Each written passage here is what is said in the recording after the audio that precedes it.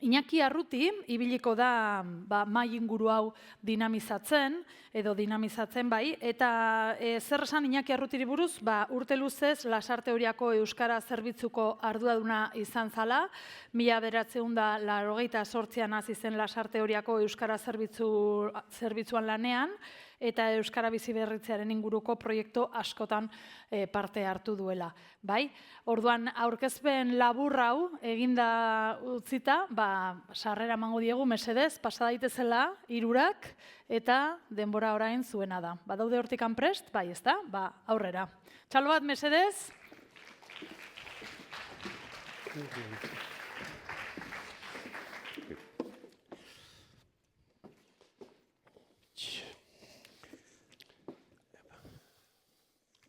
Bueno, egunon, lehendabizi aurkezpenak egitea nekan prestatua, baina ez ditut ingo, egina daudelako, eta Bizentaia esautzen zue, eta Inigo lehendik esautzen dezu ere bai, eta zuzenean helduko dugu gaiari. Bueno, Gipuzkoako Foru Aldundia eta Euskal Herriko Unibertsitatea, Justizia Soziolinguistikoaren katedra bat eta falta zait aditzaren denbora, sortzen ari dira, gerundio ustet erabili behar deula, uste gendun gaurkorako listoen gozala, baina bakizue, palazioko gauzak. Orduan, bueno, nik uste udara baino lehenago publiko ingo dela, baina zuek primizian entzungo dezue asmoa zein dan.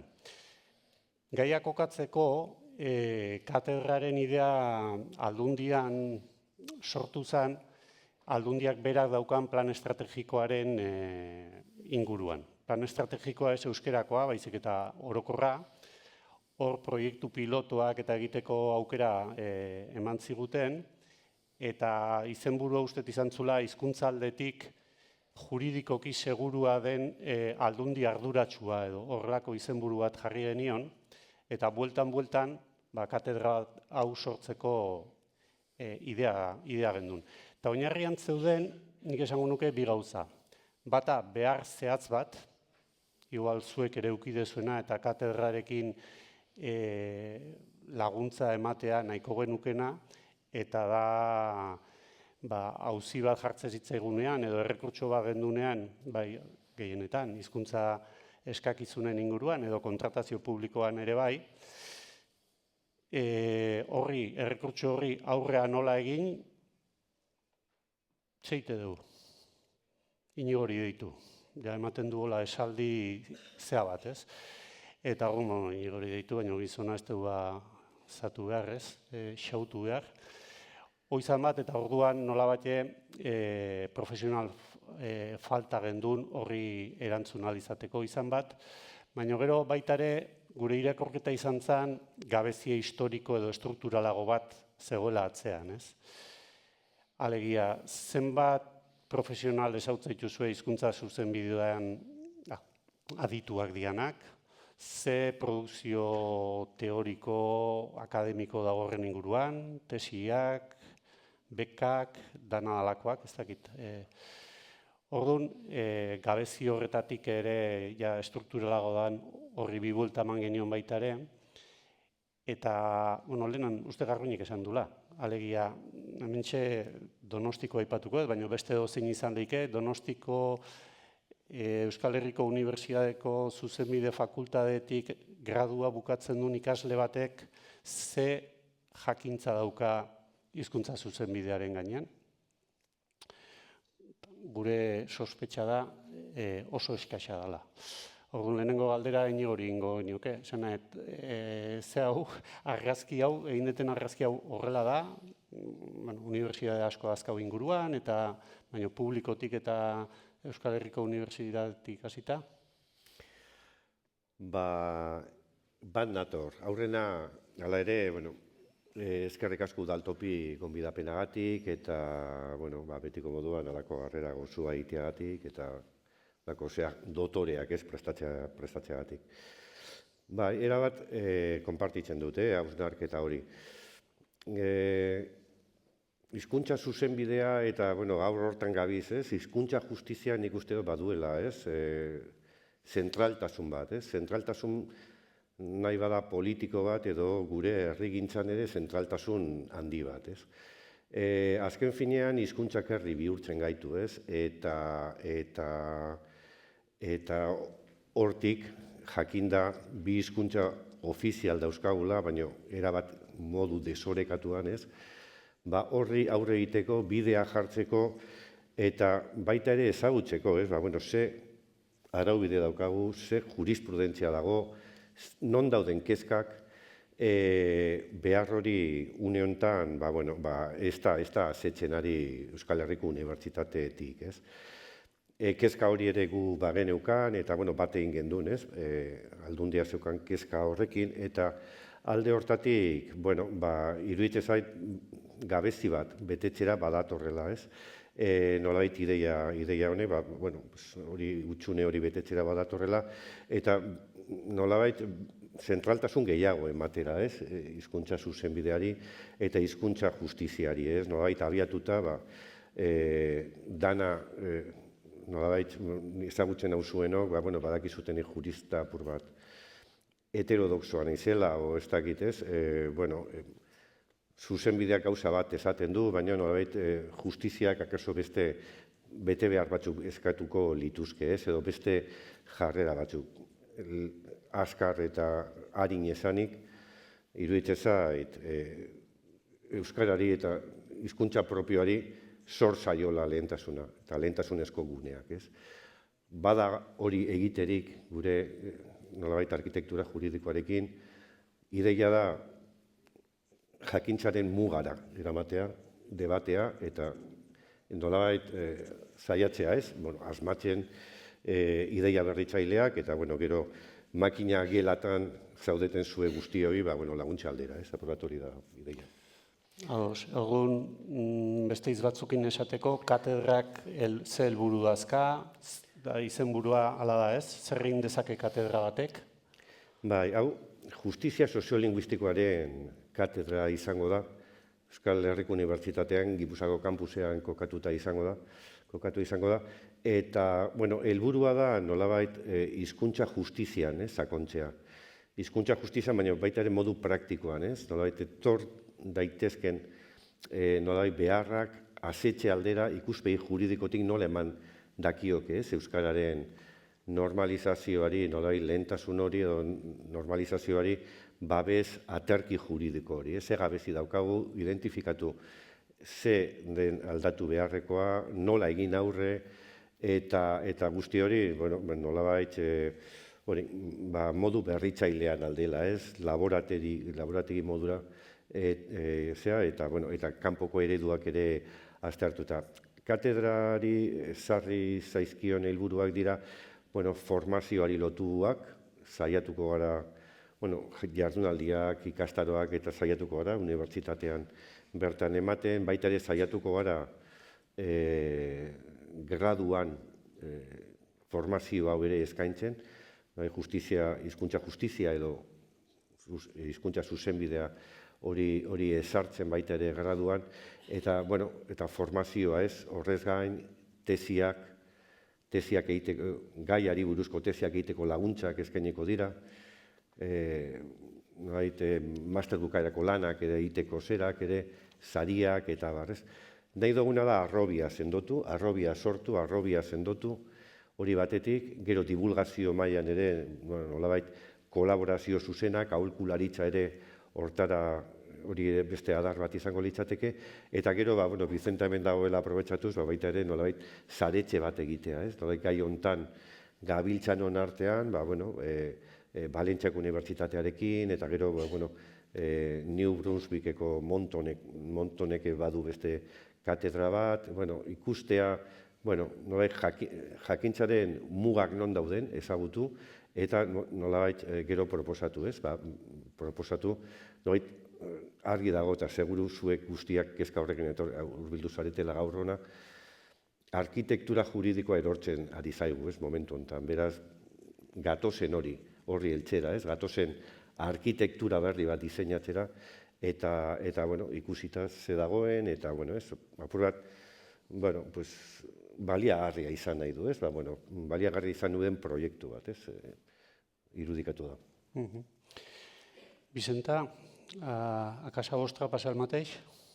És a dir, ja són més de 40 anys d'un procés de normalització que podríem dir a nivell català que és referència quasi mundial, i teniu la mateixa mancança en el sentit de falta de professionals, del desenvolupament del dret lingüístic i sobretot de la implantació a les universitats. Doncs sí, és el mateix. Vull dir, quan escoltava ara, en primer lloc voldria felicitar a la Diputació per tindre la idea, i a l'Íñigo i a la Universitat del País Basc per acollir-la, perquè jo crec que és molt important. És a dir, vosaltres heu vist ara una mancança i una necessitat que nosaltres ja en el 2019, quan es va crear la Càtedra de Drets Lingüístics de la Universitat de València, ja vam veure. Vull dir, penseu, situem-nos, ja feia 3 anys i pico que estava el govern del Botànic al govern, el Botànic estava al govern. Aleshores vam veure que hi havia aquesta mancança de professionals, perquè jo sempre dic que la política lingüística necessita 3 potes. Necessita els filòlegs, necessita sociolingüistes i necessita la gent del món del dret. Aleshores, els juristes. Per tant, si falla alguna d'aquestes potes, doncs se'n ressenteixen les altres. Se'n ressenteix la política lingüística, perquè la política lingüística, ja dèiem abans, que penja molt de les normes, de les lleis, sobretot. Aleshores, ja vam veure aquesta necessitat d'estructurar a través d'aquests 3 àmbits. I amb aquesta idea es crea la càtedra, com vos dic, el 2019, un poc amb els objectius que acaba de dir ara també l'Íñigo, vull dir, crear múscul a nivell d'investigar, de crear contingut i també generar noves vocacions. Perquè és molt difícil tindre, em veia un poc reflectida quan ara l'Iñaki deia, clar, és que no tenim professionals i sempre estem recorrent un poc als mateixos. Doncs allí passa un poc el mateix i passa el mateix a Catalunya i passa el mateix a les illes. Vull dir, costa molt, des del punt de vista del dret, generar aquestes vocacions. I això és molt complicat perquè vivim, la qüestió dels drets lingüístics no és una qüestió que es tingui en compte dins dels plans de formació a les universitats, a les facultats de dret, al contrari, és un camp denostat dins de molts departaments de les facultats de dret i aleshores costa obrir-se pas ahir. Per tant, les persones que estem o que volen fer carrera universitària doncs trien altres qüestions no tan problemàtiques com puga ser esta. Aleshores, ha de ser gent que estigui molt compromesa amb la llengua, que milite amb la llengua per dir, vaig a decidir, també deia l'Íñigo, jo soc un jurista poc heterodoxe, jo també, la màxima exponència, perquè això normalment, tots els que ens hi dediquem, estem en eixa conjuntura. Aleshores, aquesta necessitat ve des de la formació també. És molt difícil, com deia, canviar un pla d'estudis per incloure una assignatura d'aquestes característiques. Però sí que és cert que dins d'algunes de les assignatures podem parlar amb professorat perquè incloguen algun apartat que toque aquests aspectes. Però sobretot és important des del punt de vista d'una especialitat posterior. És a dir, tu pots fer el teu grau en dret o qualsevol altre grau, filologia, sociologia o qualsevol altra cosa, però que si tens un interès per la qüestió dels drets lingüístics, i nosaltres allà en la càtedra tenim un curs de postgrau propi sobre drets lingüístics, igualtat lingüística i polítiques lingüístiques. Això ajuda a formar, per allí, en els anys que va estar actiu, va passar moltíssima gent com vosaltres, perquè volia formar-se, volia saber més, sobretot més contingut jurídic que almenys durant els vostres estudis i fins i tot avui en dia en els estudis del grau en dret no es tenen. Aleshores jo crec que són importants, molt importants aquestes càtedres, com a pont també entre la universitat i la societat i sobretot per investigar i arribar allà on la gent que està en les vostres posicions o la gent que té responsabilitats polítiques se li fa més difícil arribar. És important tindre, sobretot també estar connectats, tindre sinergies de col·laboració. Jo en la càtedra, almenys a nivell acadèmic, ho hem intentat i jo crec que ho hem aconseguit amb tota la gent que treballa aquestes qüestions en tots els territoris amb llengua pròpia. Parla gent de Galícia, d'ací, del Principat i de les Illes Balears i, per descomptat, del País Valencià. Perquè és important que en som pocs, però que estiguem en la mateixa línia i que ens puguem consultar, puguem fer investigacions comunes, etc. Per tant, aquest és un punt important. L'altre punt, el tema de la formació. L'altre, el tema de la motivació. El que deia, nosaltres teníem premis, teníem un premi a la millor tesi en drets lingüístics, sobre drets lingüístics, un premi al millor TFM també i un altre al millor TFG. Quan dic teníem és perquè la càtedra que va aparèixer, que es va constituir en el 2019 sota l'auspici del govern del Botànic, quan el Botànic va perdre les eleccions i va formar govern el Partit Popular i Vox, immediatament, pràcticament la primera cosa que van fer va ser retirar el suport econòmic. Cosa que, en definitiva, també em va alegrar un poc, perquè això volia dir que havien fet les coses mitjanament bé i que no ens volien perquè el que nosaltres fèiem, doncs, evidentment, no els anava bé, els era molt incòmode. Aleshores, hem passat un any, vam estar un any buscant a veure qui ens podia, perquè una qüestió de les càtedres és que han d'estar dotades econòmicament des de fora de la universitat. Aleshores, clar, vivim moments, sobretot allí, molt complicats, perquè totes aquelles institucions que ens podien haver acollit doncs també estan en mans del Partit Popular. Aleshores, tampoc podíem anar a ninguna diputació ni podíem anar a ningun lloc. I al final hem caigut en el millor lloc que podíem haver caigut, també vos ho dic, hem tingut sort, perquè ens està finançant, i ara la càtedra, és de la xarxa Vives d'universitats. No sé si coneixeu, però és una xarxa que arreplega universitats de tot el domini lingüístic i aleshores pensem que és fantàstic en el sentit que el que fem té repercussió a totes les universitats de la xarxa. Per tant, és important, ara tenim un altre concepte, diríem, de càtedra, vull dir, ja no donem els premis perquè no tenim la quantitat de diners per a poder dedicar a això, fem un altre tipus de tasca, però la càtedra està ahí, vull dir, tot el bagatge de la càtedra està obert, si la busqueu, doncs tenim una revista, que la revista continua, perquè és una revista científica, que és un altre dels punts importants, perquè no hi ha massa revistes científiques on puguen publicar aquells investigadors i investigadores que publiquen en llengua pròpia, perquè, clar, al final això és una qüestió que acaba penalitzant l'investigador perquè no tens l'impacte que tindries si publicares en anglès o en castellà. Aleshores, s'ha de cuidar aquesta qüestió també. Hi ha d'haver revistes que puguen assumir aquestes publicacions. I això és molt important també per la qüestió de la transferència.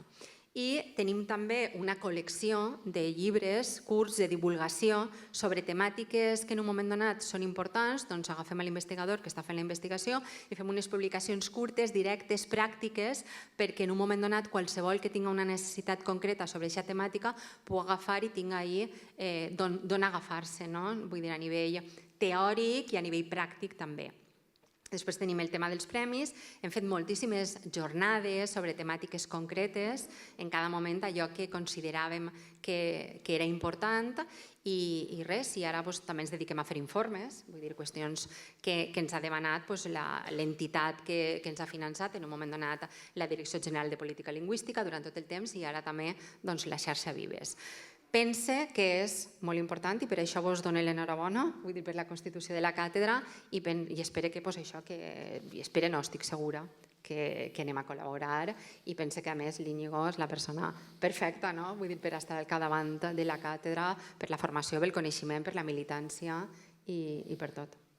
Això ho veurem d'aquí a 4 anys. Ja ho veurem. Segur, tornaré i segur que anà molt bé. Et volia preguntar sobre la pràctica del que feu i jo crec que ja has dit algunes coses, però, per exemple, tècnics de normalització lingüística a l'àmbit local. Feu coses amb tècnics o un altre món feu, per exemple, formació per jutges? No, a veure, no vindria ningú. No fem formació, però a veure, el certificat de drets lingüístics està obert a qualsevol persona que tinga un títol de grau previ. Què és el certificat? Un títol de postgrau. És un títol de postgrau propi de la universitat, no és un màster, està per baix per la quantitat d'hores que té, però és un títol de postgrau propi com pot haver en qualsevol universitat. Està obert a qualsevol persona, que si ve un jutge, fantàstic, però he de dir que la majoria de la gent que venia eren tècnics i tècniques que buscaven tindre una especialitat en drets lingüístics perquè veien la necessitat al lloc on treballaven. Perquè, com vos dic sempre, clar, la tercera pota, que és la pota jurídica, és important per a moure'ns avui en dia. Si no tinguérem les llengües com les tenim, no ens ho plantejaríem. Vull dir, jo no veig a ningú tècnic lingüístic de castellà que faci promoció del castellà que es preocupi per aquestes qüestions. No ha de preocupar-se. No necessita ni saber pràcticament el que diu el seu estatut d'autonomia.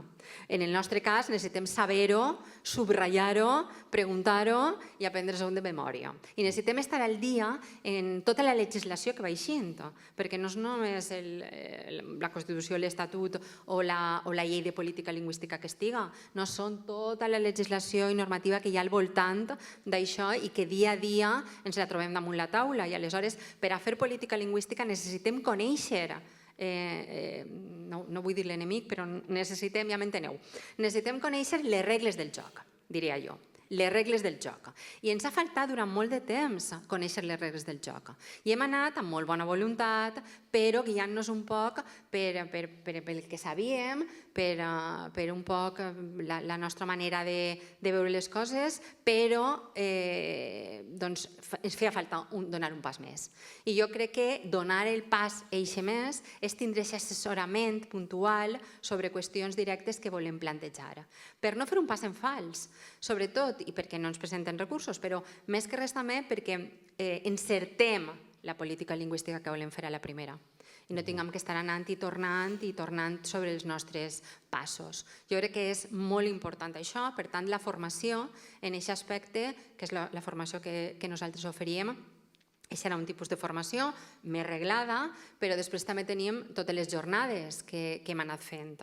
I les jornades també estaven obertes a tots els públics, també a l'alumnat de la universitat. Hem aconseguit, això sí que és cert, molts treballs final de grau sobre drets lingüístics, perquè alguns professors vàrem posar una de les nostres línies d'investigació, drets lingüístics, i aquells alumnes que volen venen a fer el TFG amb nosaltres o el treball final de màster sobre drets lingüístics. I hem aconseguit també que hi hagi gent fent tesi sobre drets lingüístics. Però, com vos deia abans, això és una cosa que costa més perquè hi ha un plantejament a llarg termini, un plantejament de vida, sobre tu si vols dedicar-te o no a la carrera acadèmica, i evidentment ahir ja comences a pensar i fas més càlculs. I aleshores dins dels càlculs entra el dir prefereix estudiar un altre tema del dret que no estudiar una qüestió que d'entrada ja té aquesta càrrega conflictiva al damunt.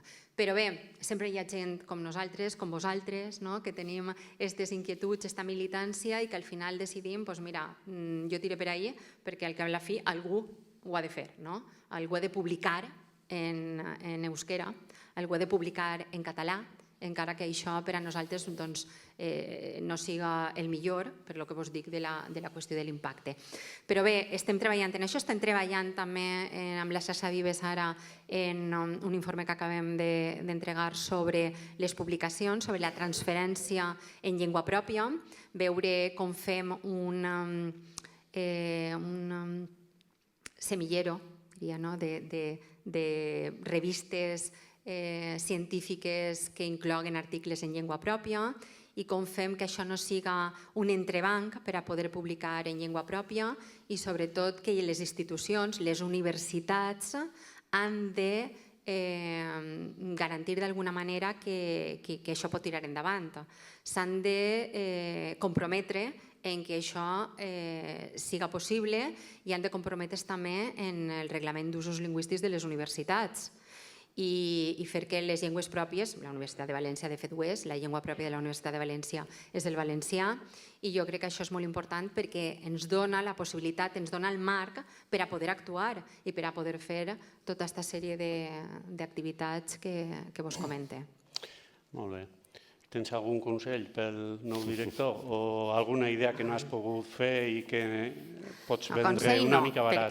Consell no, perquè jo sé que l'Iñigo ho va fer molt bé i aleshores no necessita cap consell, però que si, vull dir, ens hem de seure i hem de parlar i hem de veure quines coses podem fer conjuntament i quines coses podeu fer, tu ja saps que jo estic a la vostra disposició per a qualsevol cosa i de fet ja hem parlat moltes voltes d'això i quan em vas dir que hi havia la possibilitat que hi estigués aquesta càtedra ja saps que em vaig alegrar molt i que estic a la vostra disposició per a tot allò que puguem fer. I si aquest curs que fèiem el poguérem tornar a treure, i perquè al principi vam començar pensant en la presencialitat, però ja sabeu que la presencialitat al final costa. Per tant, el vam passar al format online, jo crec que igual ara el podríem reprendre, i perquè, clar, és un curs que pot estar en qualsevol facultat i des de qualsevol i pot connectar-se qualsevol persona arreu de l'Estat. Nosaltres, de fet, suposo que també era igual per la llengua o per l'àmbit, però teníem moltes persones que venien del Principat i de les Illes, que feien este certificat des del Principat i les Illes que es connectaven online. Jo crec que això són qüestions en les que hem de mirar de col·laborar i la formació és imprescindible, i vosaltres ho sabeu. La formació és imprescindible. Aquestes jornades també són de formació i fantàstiques també en aquest aspecte. Nosaltres allí també intentem fer el que podem amb els tècnics lingüístics d'allí de la Generalitat Valenciana, que com sabeu són les agències AVIVA, i també intentem d'alguna manera fer coses, però és més complicat encara allí que sí. Però bé, la qüestió és no defallir. Oso ondo. Pixka fokua altxako dugu katedratik, berri gehiago daukagunean emango dugu. Fokua altxatzeko erabili nahi nuen izena bera, ez? Izena jarri, ez diogu jarri hizkuntza eskubideen katedra, ez? Agian ezagunena edo errexena ematen duna. Ez diogu hizkuntza eskubidearena ere jarri, singularrean, ez? Ez diogu hizkuntz zuzenbidearena jarri dugu justizia soziolinguistikoaren katedra, ez? Ematen du, badagoela hori intentzionalidade bat, ez? Zerbaiten bilaketa batena, ez hain deskriptiboa soilik izan nahi duna, ez? Eta oinarrian eta azkar esateko, esan da gaur goizean, baina desberdinkeri bat edo injustizi bati irauli nahi bat dauka izenean bertan, ez da? Ez di demorek ematen, baina, bueno, vas escriure el llibre aquest, el 2024, vas fer la coordinació del dret a la llengua. En aquest llibre, n'hi ha moltes coses que no podem comentar, però havia agafat una cita del nostre amic Isidor Marí, que fa 2 anys va estar assegut aquí mateix, que deia que també d'entrada s'ha de dir que la protecció o desprotecció efectiva de l'exercici dels drets lingüístics és probablement un dels millors indicadors de la qualitat d'un sistema democràtic, la que s'hi fa visible alhora el respecte del pluralisme, de la diversitat i de les llibertats individuals i col·lectives. Això ho diu l'Isidor, no? I ja has parlat de què ens diu aquest indicador. És que m'he adelantat perquè com n'he d'anar i dic vaig dient jo ja sense que em pregunti. Però, a veure, és important. Le preguntaré a l'Iñigo. Ez dakit, ematen du gaur goizeko sentsazioa dela, halako paradigma aldaketa baten aurrean gaudela, eta ez dakit hori, aigea Espainiaz hitz egiten. Iparraldeaz ez dugu hitz egin, ez? Bilargoizean hitz egingo dugu, eta ez dakit, azterketak euskeraz egiteko eskubidea eta justizia linguistikoa ematen du pixkat urruti daudela, ez? Orduan, kontestu hortan, Iñigo, zuk nola ikusten duzu? Alde batetik paradigma aldaketa bat dago, estatutaren sententziaren ondotik eta bar, eta beste alde batetik, igual, aktualidade gehiagoz, badago hor, hizkuntza aniztasunaren, o ley de plurilingüisme, proposamen bat kongresuan, ez dakit ze bide ingo du, hainbat lege organiko aldatu nahi dituna, zer dakazuzuko? Bai, bueno, ni hortan nago, iruditzen zait paradigma aldaketa prozesu bat gertatu dela, ez? Gaur egun gertatzen ari da oldarraldi juridiko honek nik uste dut baduela, ez? Oinarri bat. Nondik gatoz, ez? 80. hamarkadan sistema bera sortzen ari ginen, ez? 80. hamarkadan eta garai hartan konstituzio auzitegia 86an esan zuen euskeraz jardutea udaletan normala dela. Zilegi dela, konstituzioen araberakoa dela. Beti ere bermatuta ara datorrenaren hizkuntza eskubideak. Izan bat o izan bestea. Eta hortan ibili ara, beti arazoekin hori gila da, ez da, arazoak ez dira orain sortu. 80. hamarkadan ere oso ohikoa izate zian, zerak errekurtsoak eta bar, baina, bueno, paradigma horrekin gentozen, ez? 2010an paradigma aldaketa bat gertatzen da, ez? Estatutaren sententziaren arira, ez? Eta han esaten da, bi hizkuntza ofizialak dira, eta botere publikoek ezin dute lehentasunik eman hizkuntza ofizial horietako bati. Kataluniako estatutua planteatzen zuena zen berezko hizkuntza izanik, horri lotze zitzaion lehentasunezko hizkuntza izatea administrazio publikoetan, ez? Eta hizkuntza normala. Hizkuntza normalaz konstituzio auzitegiak ez zuen ezer esan, baina lehentasunezko hizkuntzaz bai, da esan zuen ez horrek hizkuntza ofizialen arteko saiestu ezineko oreka uzten du. Hor ja paradigma aldaketa bat izan zen, ez? Eta orain berriki, Euskal Autonomia Erkidegoa bere bideari jarraiki nolabait urrats interesgarriak eman izan dituela eta bereziki interesgarria udal legearekin. Udal legea planteatzen duena da baita ere gurean paradigma aldaketa bat. Dana bi hizkuntzatan egin beharrean gatozen euskara. Hizkuntza normal bezala, baino ez zerbitzu hizkuntza modura bakarrik lan hizkuntza bihurtzera. Eta gatozen horra. Hor dago paradigma aldaketa bat. Eta momentu horretan, nolabait, konstituzio auzitegiak esaten du, orain lege horren aurkako sententzia batean esaten du, los poderes públicos del País Vasco no pueden tener preferencia por ninguna de las dos lenguas. Hori batetik ez. Eta ondoren abiatzen da oldarraldia sententziak auta beste ez. Paradigma horiek nik uste dut badagoela, ez? Sistema izten ari da, hori, impresio hori, bai, ematen du, baina nolabait, bada ere kontrako norabidean dauden zenbait gauza, ez? Eta da, konstituzio auzitegiak berak, nolabait, epaitzen dituenean ia autonomia erkidego lege batek, konstituzioen babesa duen edo ez, konstituzioarekin bateragarria den edo ez, hori aztertzerakoan, erabiltzen duen paradigmaetatik bat da hori. Saiestu ezineko oreka, ia hausten duen edo ez, baina bada beste bat. Eta da, hizkuntza ofiziala izanik, hizkuntza normala izan behar dela.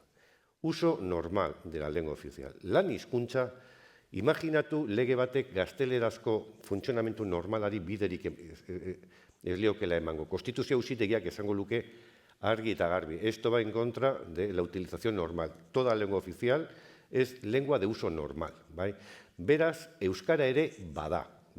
Beraz, iruditzen zait, hortan badagoela margen bat, badagoela zer ikertua, zabaldu daitekela. Badakit zaila dela, konstituzio auzitegiaren osaketa ere jakina da, baina bada oinarririk. Eta gero, Iñakik izan duenaen hildora, baita ere, badira iniziatiba batzuk, hainbat talde parlamentarik, kongresuko hainbat talde parlamentarik bultzatuta, eta zuzen planteatzen ari diena da 7 bat estatuko lege aldatzea. Nolabait, babesa emate aldera, ez kontratazio legean, klausulak sartzea arazorik ez dezaten izan, eta ikusiko dugu legislatura honek zer emango duen, ez? Atxo entera guinean, notizia bomba oitako batekin, Zapateroren zea, eta ez dakigu, legislatura honez emango duen, baina hor ere bada, ez? Bueno, iruditzen zait, badagoela sistemaren itxiera bat, paradigma aldaketa bat, baina baita ere sistema zabaltzeko zerak badira ere, ez? Badira aukerak, ez? Eta, bueno, nolait, gehiago interesatzen zait bigarren hau, ez? Nolait, bueno, gatozen hori esploratzea, ez? Ados. Bueno, bukatu behar dugu. Bizentak hegaldi hartu behar du, orduz aurrea juten egia, eta bi hauekin eta gai honekin. Bueno, atzo afaltzen egon ginen, eta ez ditut esango zerrutan jo ginen etxea, eta hori atzokoa da gaur arrisku bera dakau, baina ebitatu ingo dugu. Eskerrik asko, Iñigo, moltes gràcies, Vicenta. Moltes gràcies a vosaltres i moltes gràcies a vosaltres també, no? Per haver vingut i per escoltar i per plantejar les preguntes i reflexions i sobretot per estar els primers ahir, no? Davant de tot el que tenim i animar-vos. Vull dir, això és una batalla de tots i totes i mira, fa 50 anys, quasi des de la Constitució, i encara parlem euskera i nosaltres parlem valencià. Per tant, endavant, que jo crec que encara queda molt de partit i podem funcionar. Moltes gràcies. Eskerrik asko, hiruroi, mila esker. Baita zuri ere, Iñaki, mila esker.